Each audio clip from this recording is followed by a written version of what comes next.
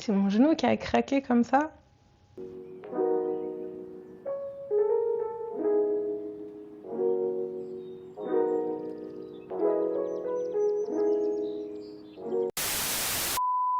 Hola! Moi c'est Anaïs, Bibi pour les intimes. Et comme on est des intimes, vous pouvez m'appeler Bibi. Alors aujourd'hui on va parler de Matérialiste, le film de Céline Song que j'ai vu il y a quelques semaines. Et peut-être que vous l'avez remarqué, mais par rapport à ma première vidéo, je suis dans un setup différent et j'espère que vous avez vu ma première vidéo d'ailleurs. J'espère que vous l'avez vue. Vous avez intérêt à l'avoir vue. Let's get straight into it.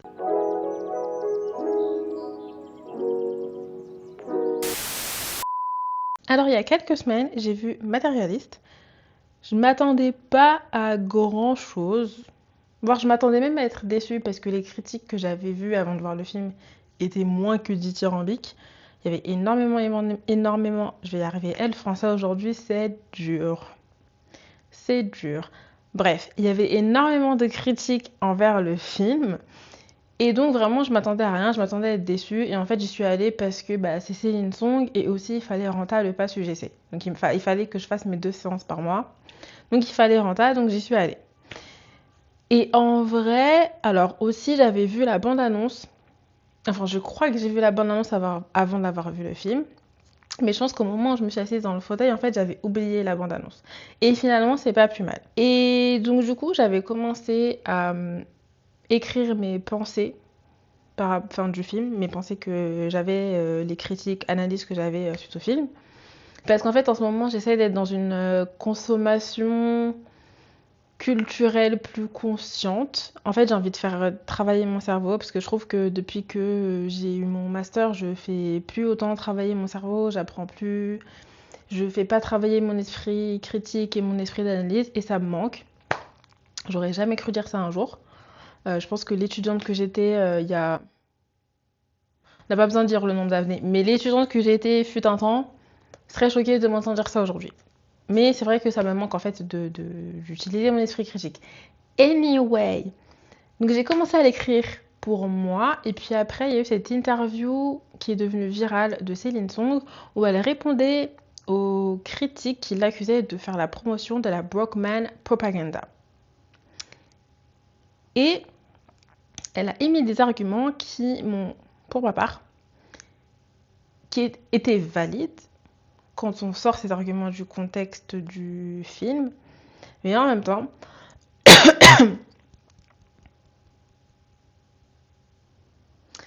je vais boire de l'eau.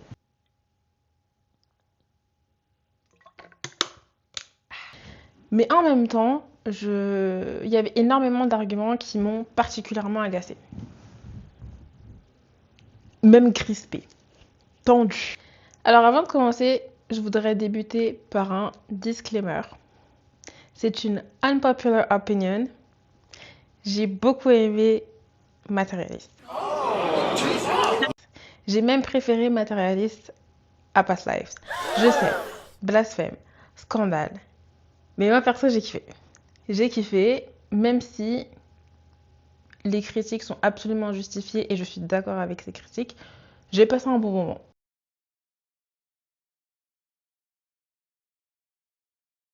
Comme je disais juste avant mon disclaimer, je comprends pourquoi les gens n'ont pas aimé le film. Il y a ce problème de le film a été vendu comme une comédie romantique quand en réalité ça n'en est pas une.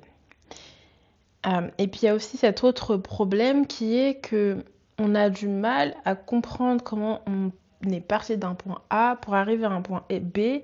Il y a trop d'incohérence et trop d'incompréhension dans le choix des personnages et donc dans le choix scénaristique. Il y a des choses that doesn't make sense. Alors déjà, Matérialiste, qu'est-ce que c'est pour ceux qui ne l'ont pas vu? C'est l'histoire de Lucie, qui est une matchmakeuse qui vit à New York. Elle est plutôt douée d'ailleurs. Grâce à elle, 9 couples se sont mariés. Et donc l'intrigue débute au mariage du dernier couple qu'elle a réussi à marier. On la voit au début en train d'essayer de convaincre la mariée qui a un peu des doutes avant la cérémonie. On la voit aussi discuter, sortir son baratin à des invités qui sont là et qui sont célibataires pour essayer de les recruter dans son roster de clientes. Et donc à ce mariage-là, elle rencontre le frère du marié, Harry, donc incarné par Pedro Pascal.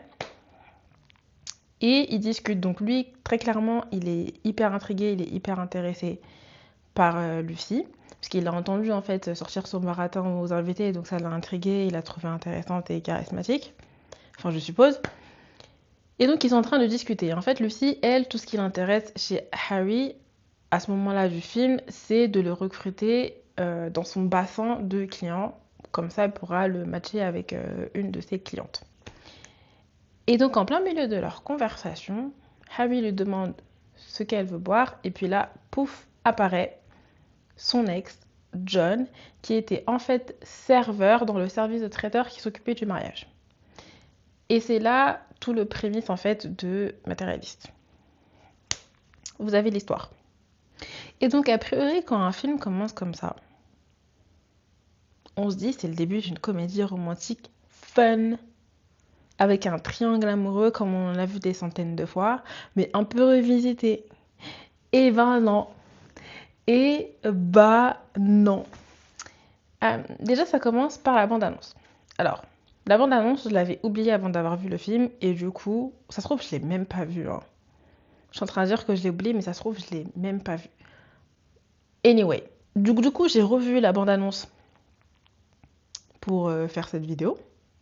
Et en fait, déjà, c'est tous les codes d'une comédie romantique fun, légère, qu'on va aller voir avec ses potes, et puis après, on va se faire un resto et on va discuter du film.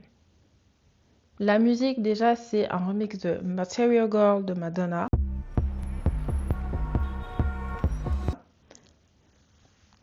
Pip the Accent. Bilingual Queen. Et même les plans qui ont été choisis pour composer la bande-annonce, c'est des plans qui sont légers, qui sont fun. Du coup, à aucun moment, on se dit ce n'est pas une comédie romantique. Le studio nous l'a vendu comme ça, enfin le distributeur nous l'a vendu comme ça. Peut-être que Céline Song l'a vendu comme ça. Mais en fait, on n'en est pas une. Donc du coup, on a une première dissonance quand on regarde le film. Parce que surtout si on a vu la bande-annonce avant et quand on voit les 20 premières minutes du film, on se dit, mais en fait, on va passer un moment chill, fun et tout. Et puis, ça n'est pas du tout. Donc, la première trahison, déjà, elle est là. Et puis, il y a ce truc aussi où Céline Song reprend tous les codes de la comédie romantique. La formule, c'est quoi? C'est un personnage principal, adorable, que le public soutient, supporte dans son objectif, dans sa recherche de son objectif. C'est un meet cute. Je sais pas, à un mariage par exemple, dans le cas de Matérialiste, dans un bar, dans une librairie, comme dans Pretty Woman, je sais pas, dans un avion, dans un aéroport, whatever. C'est un meet cute. C'est un complice du personnage, un confident du personnage en général qui est là. Pas toujours, mais en général qui est là pour nous montrer le personnage principal sous un nouveau jour ou pour faire en sorte que le personnage principal se découvre aussi sous un nouveau jour. Et il est là aussi pour l'aider dans sa quête de son objectif. C'est aussi un enjeu, une tension, des obstacles qui font que alors la quête de cet objectif-là va être rendue beaucoup plus difficile. Par exemple, un triangle amoureux, ce qui semblait être le prémisse et toute l'intrigue de Matérialiste. Oui, j'insiste dessus parce que du coup, on nous a vendu un triangle amoureux. Et je m'avance un peu, mais j'en reparlerai plus tard dans la vidéo. Je l'ai pas vu le triangle amoureux. Moi, j'ai vu un trait amoureux en fait. Girl. Et puis, il y a ce moment où ils se mettent enfin ensemble. Et puis, boum, il se passe un gros truc. Et ils se séparent. Et puis après, boum, ils se remettent ensemble. Et là, quand ils se remettent ensemble, c'est genre une grosse déclaration. Donc ça, dans un aéroport, dans une rue où il y a beaucoup de gens. Je sais pas, sur un bateau, dans un avion. Whatever. La scène finale une des scènes finales là dans Crazy Rich Asians où il fait sa déclaration dans l'avion, pépite. Et ensuite, ils vécurent heureux et eurent beaucoup d'enfants. Et bien sûr, ce qui rentre aussi dans une comédie romantique, c'est de l'humour, la base. C'est de l'humour, Marie, de l'humour. Tu veux que je t'explique le mot? Comédie romantique. Dans comédie romantique, il y a comédie, il faut de l'humour. La base. Et donc, du coup, Céline Song, elle reprend ces codes. Et en fait, on sent au fur et à mesure du film qu'elle cherche à s'élever des carcans traditionnels des comédies romantiques qu'on a connues depuis les années 80. Et donc, du coup, on sent que Céline Song cherche à prendre de la hauteur par rapport au genre. On sent qu'elle cherche à aller au-delà de la tradition de la comédie romantique. Et c'est un point de vue qui est hyper intéressant, mais malheureusement qui a été mal exécuté. La comédie romantique, c'est un genre qui fait fi du réalisme et c'est un genre où le fantasme a toute sa place. Il y a des situations absolument rocambolesques qui n'arriveraient jamais dans la vraie vie, qui se déroulent dans les comédies romantiques et c'est pour ça qu'on aime ce genre de film.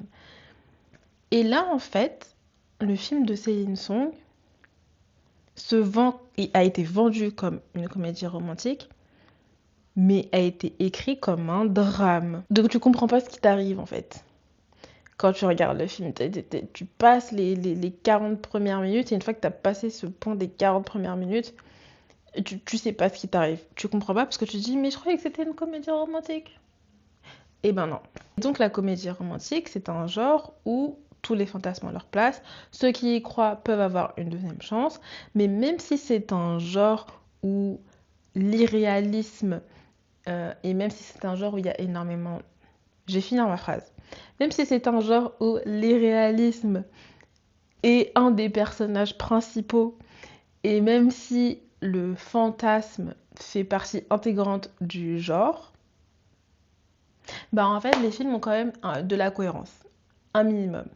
On comprend pourquoi le personnage est parti d'un point, enfin pas pourquoi, mais comment le personnage est parti d'un point A pour arriver à un point B. On comprend ce qui s'est passé au milieu. Et là, on ne comprend pas parce que du coup, le personnage de Lucie fait un point A et puis après il part à moins Z pour revenir à B. Girl.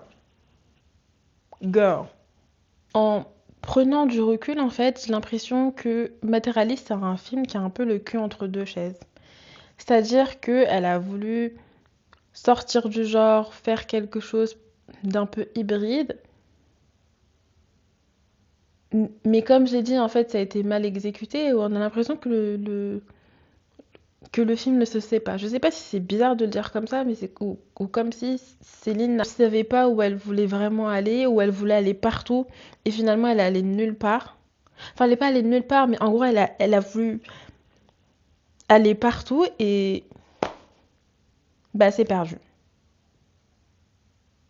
Et elle sait pas qu'elle s'est perdue. C'est ça. Bon. Ensuite, pour un film où on vous a vendu un triangle amoureux, bah, il y a zéro tension. Il y a zéro tension entre Harry et John qui veulent la même femme. Et il y a zéro tension interne chez Lucy. À aucun moment on se dit, enfin, où on la voit se dire ah, en fait, je veux Harry. Ah, mais non, en fait, je veux John. Ah, mais en fait, je veux Harry. Ah, mais non, en fait, je veux John. Ah, en fait, je veux Harry. Mais en fait, je veux John. En fait, je veux Harry. En fait, je veux John. En fait, je veux Harry. En fait, je veux John. En fait, je veux Harry. En fait, je veux John. En fait, je veux Harry. En fait, je veux John. En fait, je veux Harry. En fait, je veux John. En fait, je veux Harry. En fait, je veux John. En fait, je veux Harry. En fait, je veux John. Un, un, un. Je pense que j'ai des troubles de l'attention. Yeah. Donc du coup, ce manque de tension, je sais pas si c'est dû à l'écriture, si c'est dû à l'acting ou si c'est dû aux deux. Et en fait, on sent pas aussi que Lucy est investie dans sa relation avec Harry, mais pour la simple et bonne raison en fait qu'on la voit pas cette relation. On ne voit pas Harry d'ailleurs. On le voit peut-être 10 minutes dans le film, et je trouve que c'est un crime de ne pas avoir exploité Pedro Pascal, parce que t'as Pedro Pascal dans ton film, et tu ne l'exploites pas correctement. À quoi ça sert en fait? Après, il a pris ses thunes, mais à quoi ça sert? Ça sert pas à l'histoire. Donc ouais, on ne voit pas cette relation entre Lucy et Harry. Donc du coup, on peut même pas être un soutien de Harry ou le détester parce qu'en fait, on ne voit pas vraiment comment il la traite si ce n'est au début. Mais au début, tout est beau et tout est magnifique. Il l'emmène dans des restaurants hyper luxueux. Il lui achète des bouquets de fleurs, mais qui doivent coûter peut-être 300 $ le bouquet de fleurs, parce qu'on vit à New York. Enfin, on vit à New York. Ils vivent à New York. Moi, je suis dans le pays de Macron. À part les dates du début de leur relation, après, on voit rien. On voit pas leur quotidien. Donc, du coup, c'est difficile de se dire, ah, mais non, en fait, elle serait mieux avec Harry plutôt qu'avec John. Alors que John, maintenant, en fait, John, on voit pas leur relation, on voit que les, les, les flashbacks qui ont mené à leur rupture. Donc en fait, on peut ni être un soutien de Harry et ni un soutien de John. Et du coup, quel est le principe, quel est le but d'un triangle amoureux si on peut soutenir personne, si on veut l'avoir avec personne? Limite, la logique aurait voulu qu'elle finisse seule. La logique aurait voulu qu'elle finisse seule.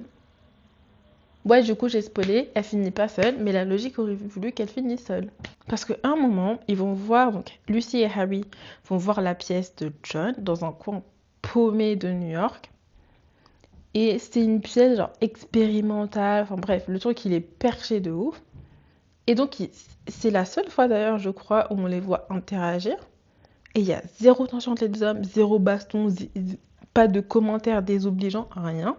Donc je sais pas si Céline elle a écrit en disant non mais maintenant moi j'écris un truc plus réaliste et du coup moi mes personnages sont des gens matures et élevés, éduqués.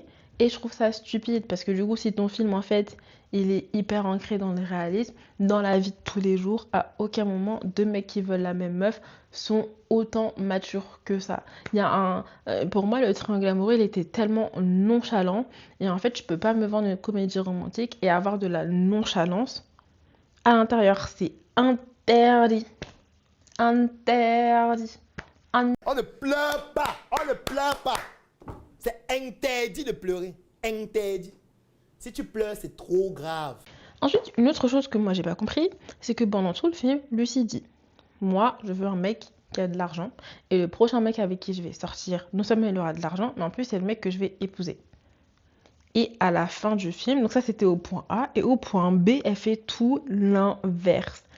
Autre spoiler, j'espère que vous avez vu le film avant d'avoir vu la vidéo, parce que tant pis pour vous. Elle fait tout l'inverse en fait de ce qu'elle a dit pendant tout le film. Ce qui n'a absolument aucun sens parce que on sent que Lucy c'est une femme qui sait ce qu'elle veut et qui sait où elle va.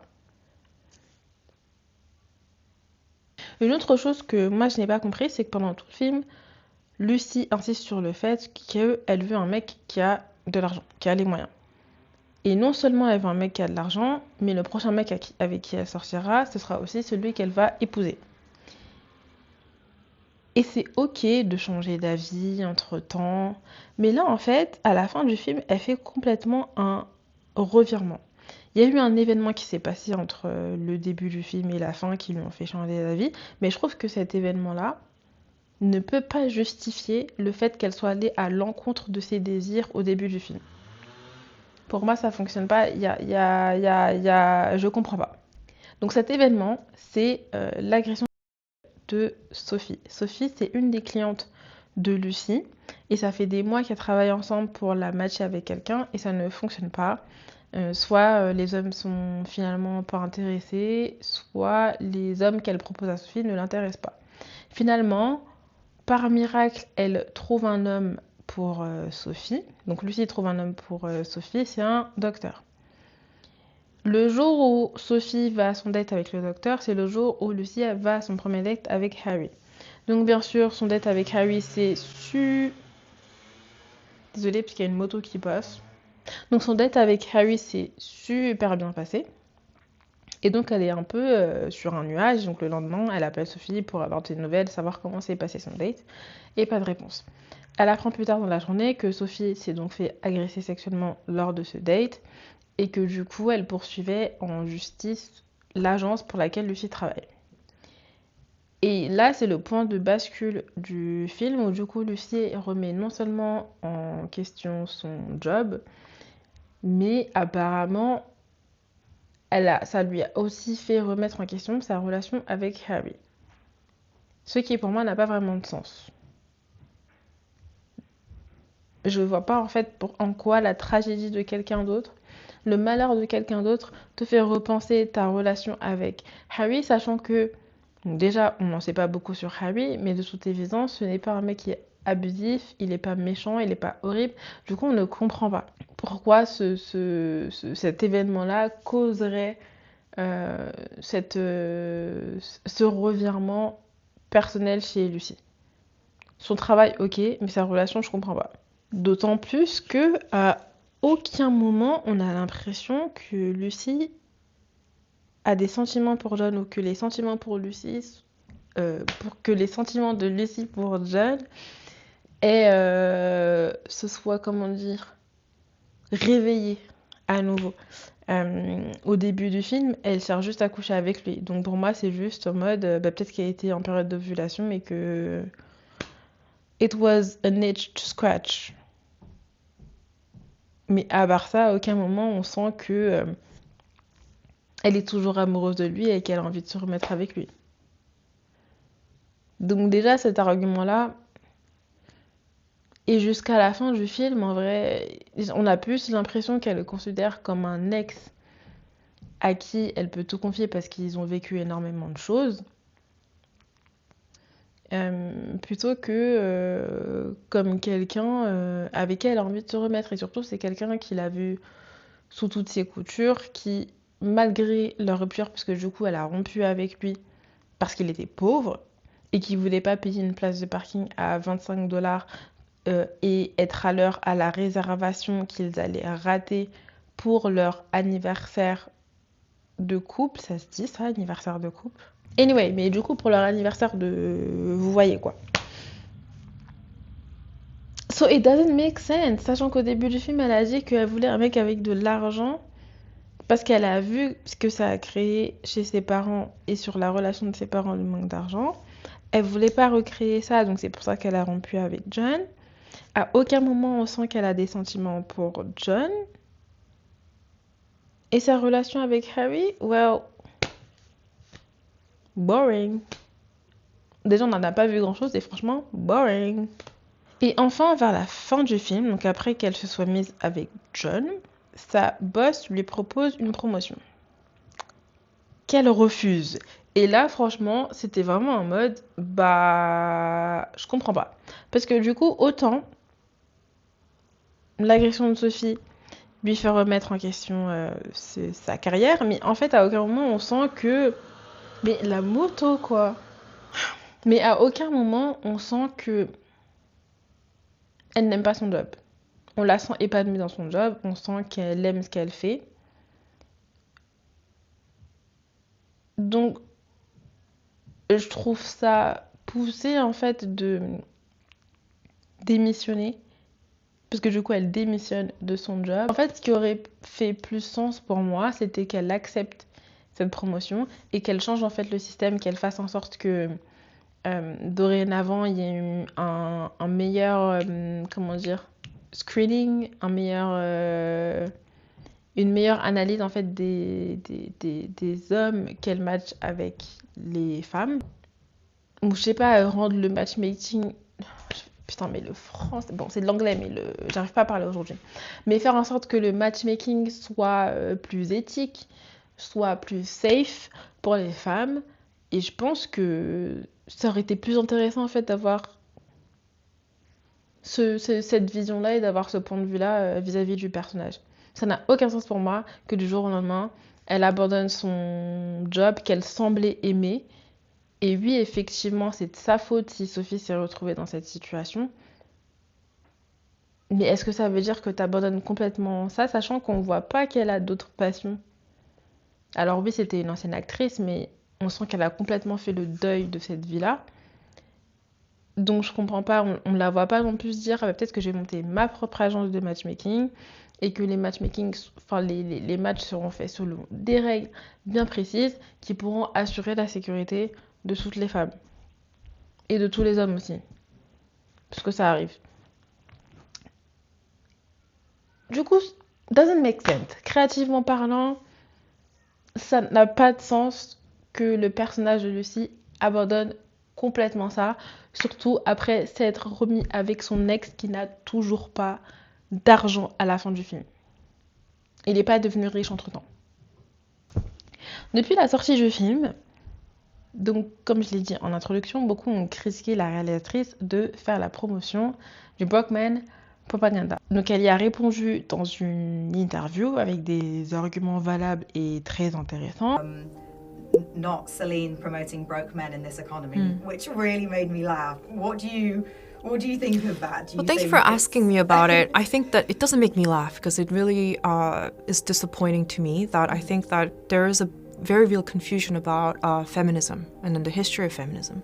I think that because through intersectionality, so much of feminism has been about anti-corporate and then anti-capitalist, and of course it was always on the forefront of fighting classism. So I'm very concerned about the way that we talk about people who are poor. And I think the thing that's very important to me is to stress that poverty is not the fault of the poor. And I think that given that, it is very brutal, I find it very cruel to talk about John as a character who loves Lucy and who is a beautiful character being played beautifully by Chris, and to talk about him as in such cruel terms as broke boy or broke man. Et donc elle fait part de son inquiétude quant à la pensée que parce que John est pauvre, il n'aurait pas droit à l'amour, et donc par extension que les pauvres n'auraient pas droit à l'amour. Parce que la pauvreté n'est jamais la faute du pauvre, mais la faute d'un système capitaliste qui enrichit ceux qui le sont déjà et appauvrit encore plus ceux qui sont déjà pauvres. Et ça, elle a tout à fait raison, et je suis absolument d'accord. C'est pas parce qu'on est pauvre qu'on n'a pas le droit d'être amoureux. Néanmoins, gros mais, John est un homme blanc de 37 ans qui a choisi d'être pauvre. Il a choisi de ne pas faire de pub parce que lui, tu vois, c'est un acteur de Broadway, lui, il fait du théâtre, il fait pas des pubs. Donc, il a choisi de ne pas rappeler son agent. Il choisit de continuer son job là de serveur dans le service de traiteur. Il choisit de continuer à conduire une épave dans New York City, quand la carte de métro, la MetroCard à New York, elle a $34 pour une semaine et $132 pour un mois. À New York. Et je dis pas que parce que t'es un homme blanc, tu peux pas être pauvre. Peut-être que certaines personnes ont vécu des traumatismes familiaux, certaines personnes souffrent de problèmes psychiatriques, psychologiques, je sais pas, souffrent d'addiction. Et ça peut, obviously, évidemment, avoir un impact sur la situation économique d'une personne. C'est un fait, ok.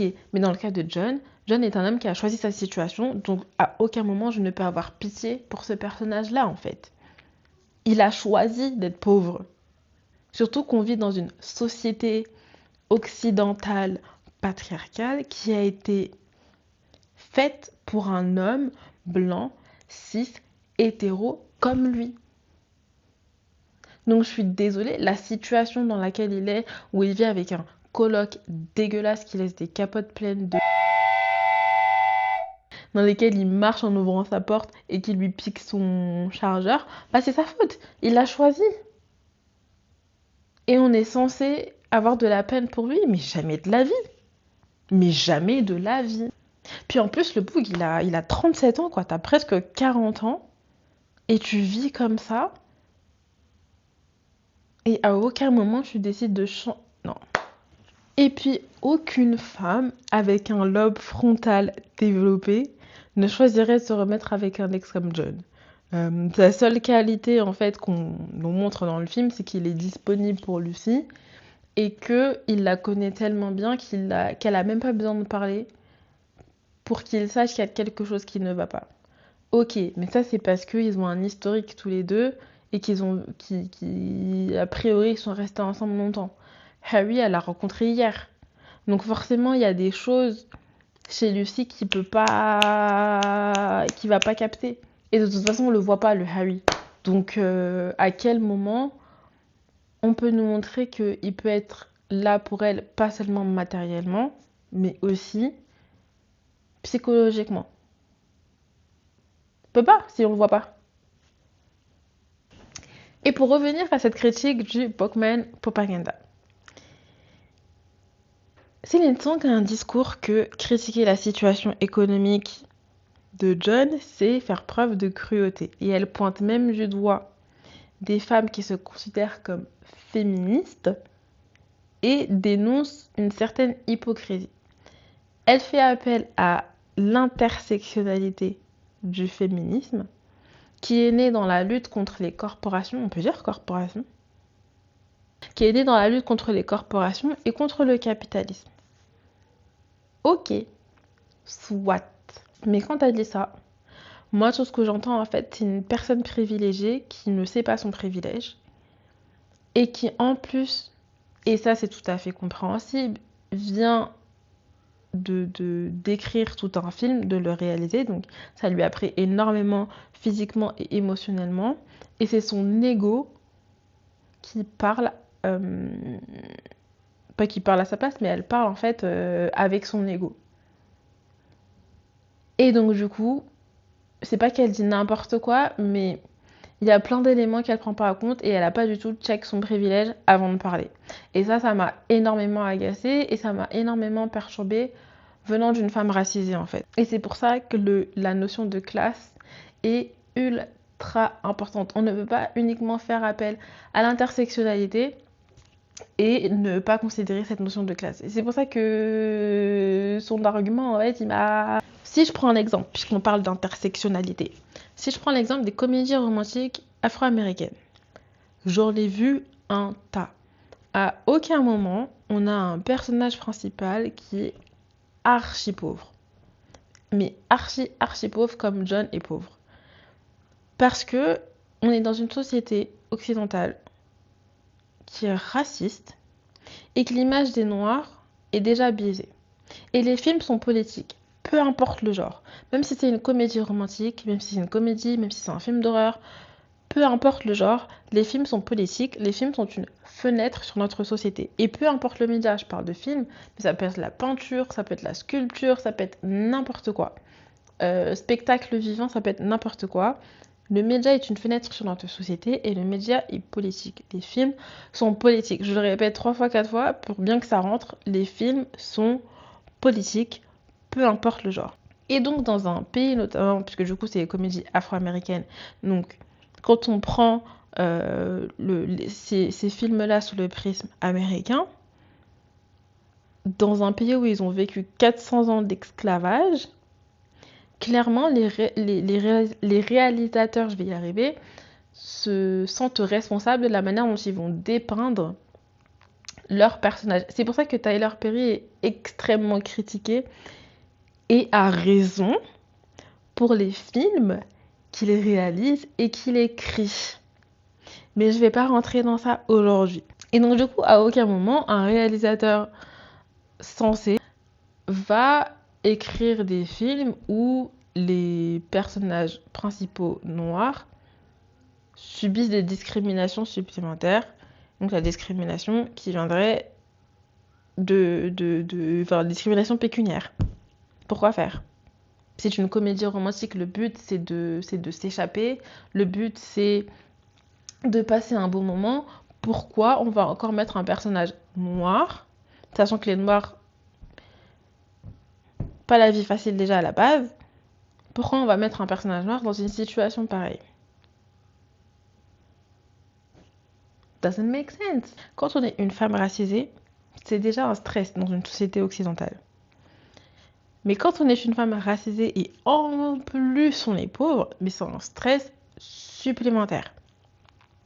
J'ai écouté il n'y a pas très longtemps un épisode du podcast Qui est le français sa mère. Je reprends. J'écoutais il n'y a pas très longtemps un épisode du podcast Kiffe ta race, écrit pas écrit mais animé par Rokhaya Diallo et Grassley.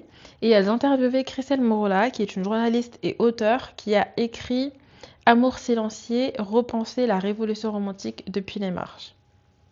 Attendez, je regarde mes notes. C'est bien ça le titre. Et d'ailleurs, c'est un livre que j'ai fortement envie d'acheter. Mais j'ai acheté trop de livres récemment, donc il faut que j'arrête. Mais je pense que c'est un livre qui est ultra intéressant.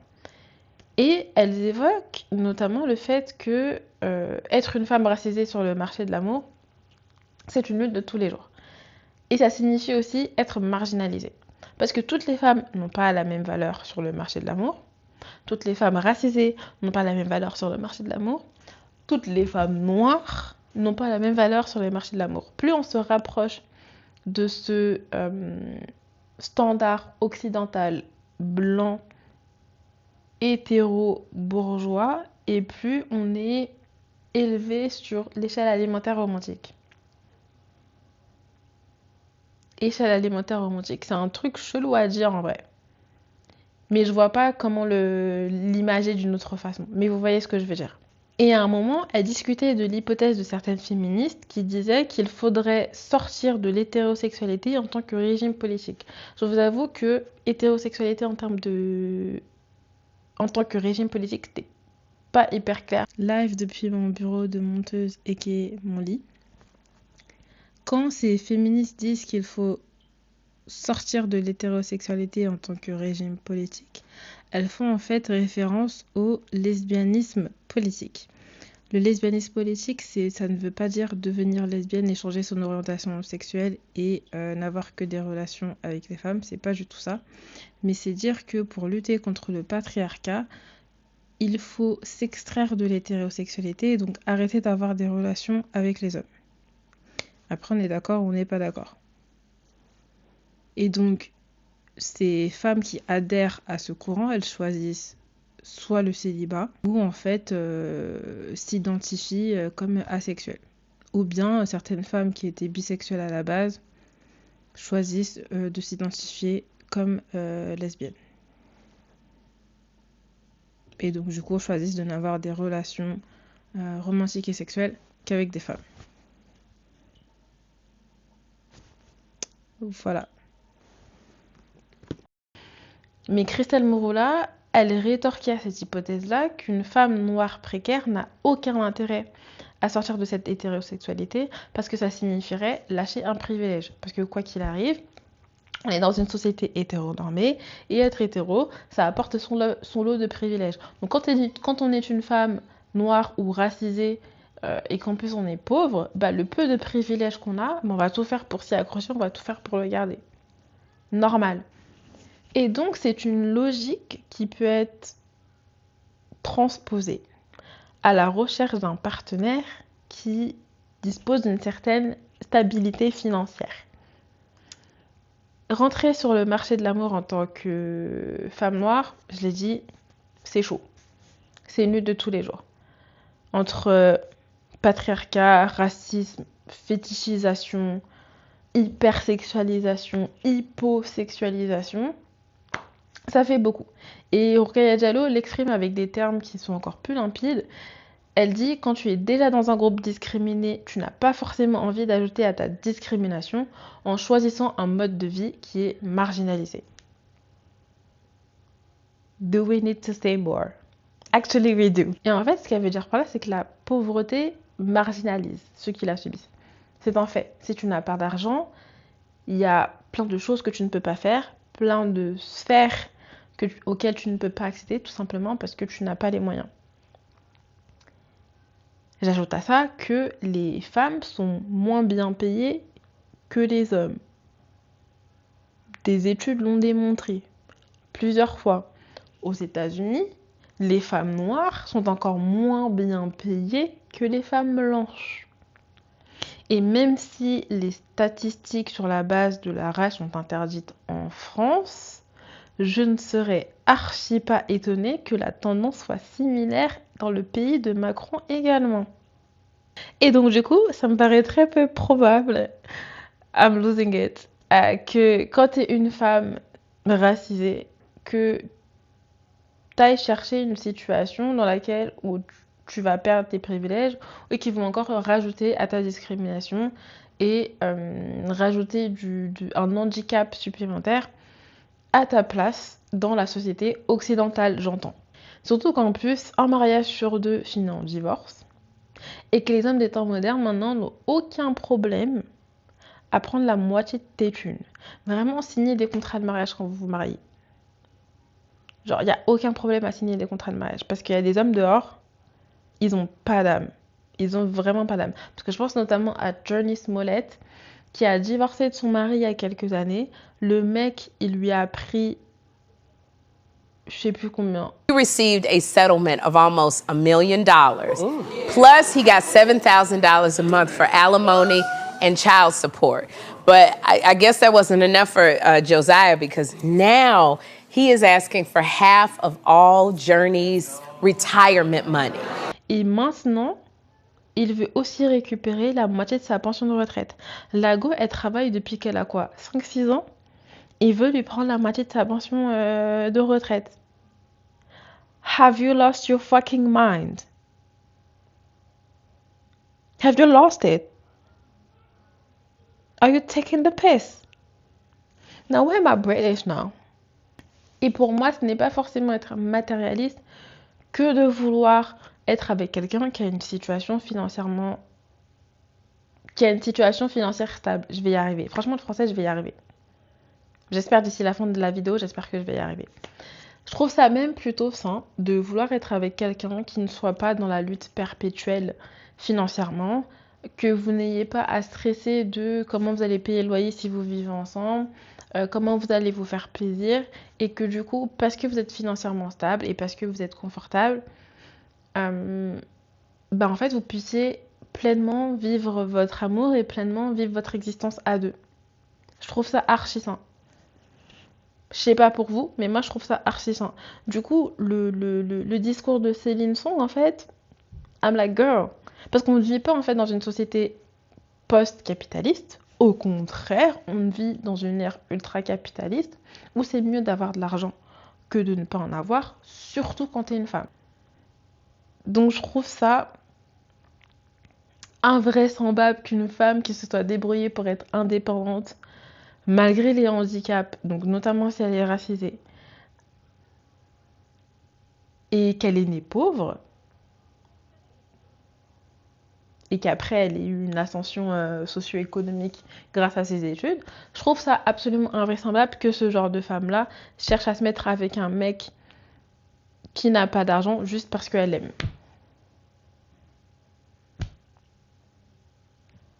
Does it make sense? Doesn't make sense. Sorry. Donc malgré toutes les critiques que j'ai évoquées, j'ai quand même passé un bon moment et c'est un film que j'ai vraiment apprécié. J'ai même réussi à choper une affiche du film que je n'ai pas affichée parce qu'elle est beaucoup trop grande pour mon appartement. Mais j'ai beaucoup aimé ce côté anthropologique du film, notamment sur tout l'aspect de la scène amoureuse urbaine et moderne. J'ai trouvé ça aussi très poignant et très percutant que la réalisatrice nous rappelle qu'être une femme c'est dangereux. Enfin, nous rappelle. Quand t'es une femme, tu sais déjà qu'être une femme c'est dangereux, mais nous rappelle que c'est d'autant plus dangereux quand t'es une femme célibataire qui cherche à sortir avec des hommes. Parce que de facto, tu te mets dans une situation où t'es physiquement vulnérable, tu sais pas ce qui peut t'arriver, tu sais pas qui t'as en face de toi. Et en vrai, des fois, tu sais même pas qui tu maries. On l'a vu dernièrement. Donc, j'ai trouvé ça hyper percutant, cette séquence où du coup on apprend que Sophie s'est fait agresser.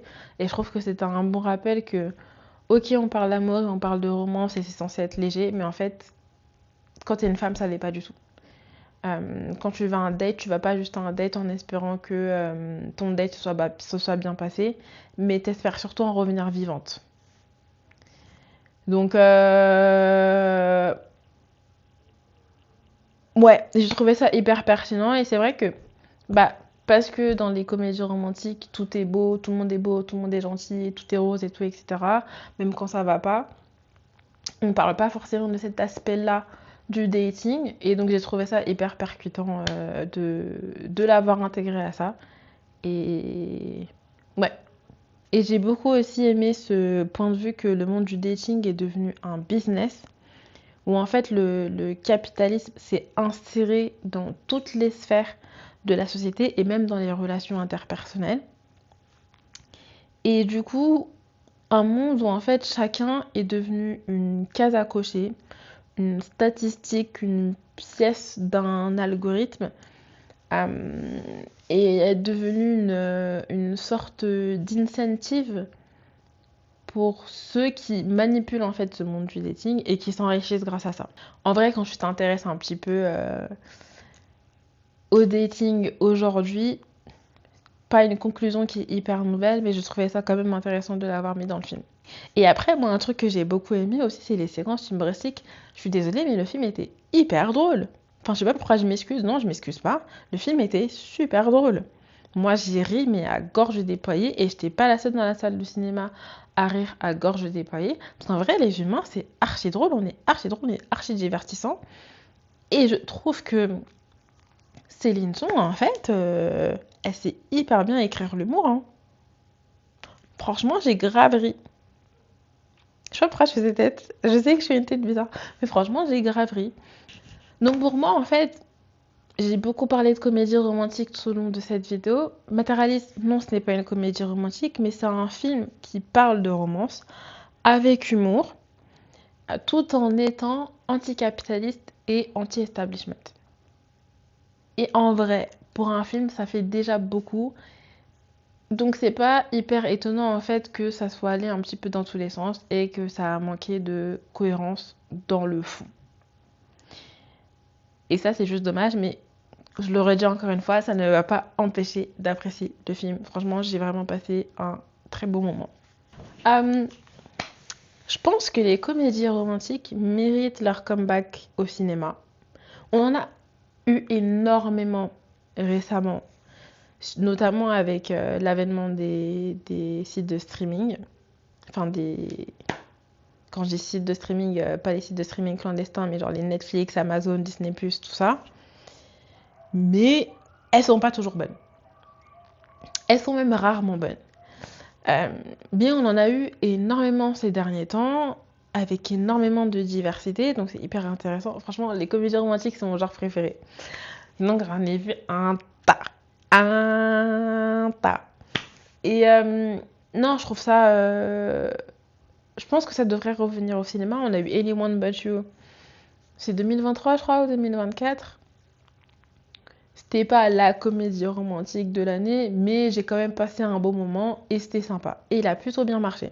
Donc je pense pas que Matérialiste, ça va être l'étincelle qui va faire que les execs des studios vont se dire ah ouais, mais en fait, il y a quand même un truc à prendre ici. Faisons plus de mid-budget movies, plus de comédies romantiques et on peut se faire de l'argent. Parce que là, en ce moment, ils sont hyper averses au risque. Donc ils préfèrent dépenser énormément d'argent dans des blockbusters où ils savent qu'ils vont récupérer des milliards derrière, sans parler des produits dérivés, plutôt que de faire des budgets avec des films avec des budgets un peu plus modérés, mais derrière gagner un peu moins d'argent. Mais j'espère qu'on va avoir ce truc où ça y est, on va repartir, on va avoir plein de comédies romantiques au cinéma, parce que là, dernièrement, après Anyone But You, je crois, ce qu'on a eu, c'était Bridget Jones, et du coup, c'est un sequel. Et j'en peux plus des sequels, j'en peux plus des remakes, on veut des films originaux, en fait, ça y est, c'est bon. Enfin, on est well into the 21st century. Donnez-nous des idées originales, en fait, au bout d'un moment. Ça y est, et j'ai l'impression qu'on était beaucoup plus innovants dans les années 90-2000 qu'aujourd'hui, et je trouve que c'est un problème, parce que... what are you doing? Donc, ouais. Est-ce que j'ai autre chose à rajouter?